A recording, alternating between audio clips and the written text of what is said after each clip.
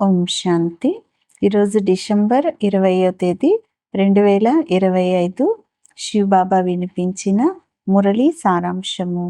మధురమైన పిల్లలు, మీకు ఉన్నతమైన భాగ్యాన్ని తయారు చేసేందుకు సద్గురువు వచ్చారు. కావున మీ నడవడికలు చాలా రాయల్గా ఉండాలి అంటున్నారు బాబా. ప్రశ్న: డ్రామాలో ఏ ప్లాన్ తయారు చేయబడి ఉన్న కారణంగా ఎవరిపైన దోషం అనేది మోపలేరు?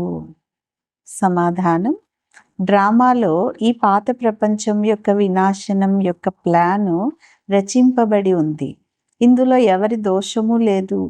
ఈ సమయంలో ఇది వినాశనం కొరకు, దీని యొక్క వినాశనం కొరకు ప్రకృతికి తీవ్రంగా కోపం వస్తుంది. నలువైపుల భూకంపాలు వస్తాయి, ఇళ్ళు కూలిపోతాయి, వరదలు వస్తాయి, కరువు కాటకాలు వస్తాయి. కావున పిల్లలు, ఇప్పుడు ఈ పాత ప్రపంచం నుండి మీరు మీ బుద్ధి యోగాన్ని తొలగించండి.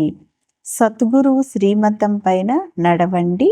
జీవిస్తూనే దేహ అభిమానాన్ని వదిలి స్వయాన్ని ఆత్మగా భావిస్తూ తండ్రిని స్మృతి చేసే పురుషార్థం చేస్తూ ఉండండి అని బాబా చెప్తారు.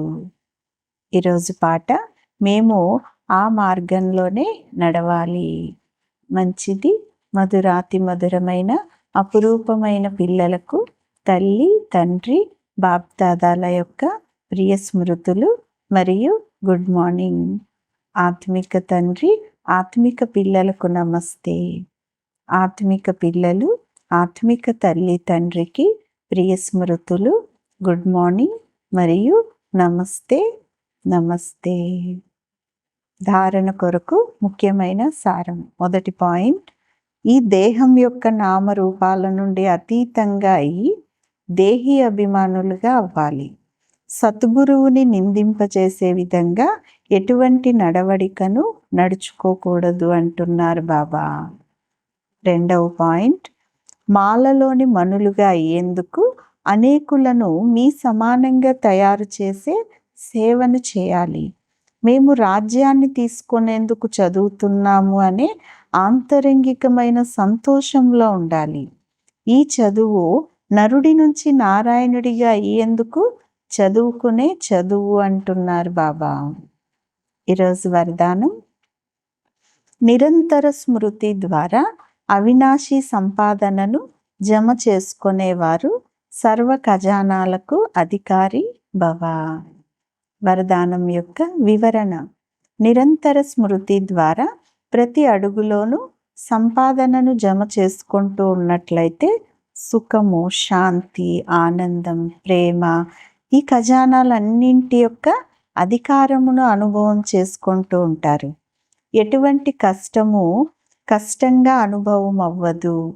సంగమ యుగంలో బ్రాహ్మణులకు ఎటువంటి కష్టం అనేది లభించజాలదు. ఏదైనా కష్టం వచ్చినా అది బాబా స్మృతిని కలిగించేందుకే. ఈ విధంగా గులాబీ ఏ విధంగా అయితే గులాబీ పువ్వుతో పాటు దానిని రక్షించే సాధనంగా ముళ్ళు ఉంటాయో, అలా ఈ కష్టాలు ఇంకా కూడా బాబా స్మృతిని కలిగించేందుకు నిమిత్తంగా అవుతాయి అంటున్నారు బాబా. స్లోగన్: స్నేహ రూపం యొక్క అనుభవమునైతే వినిపిస్తారు, ఇప్పుడు శక్తి రూపం యొక్క అనుభవమును వినిపించండి అంటున్నారు బాబా. మంచిది. ఓం శాంతి.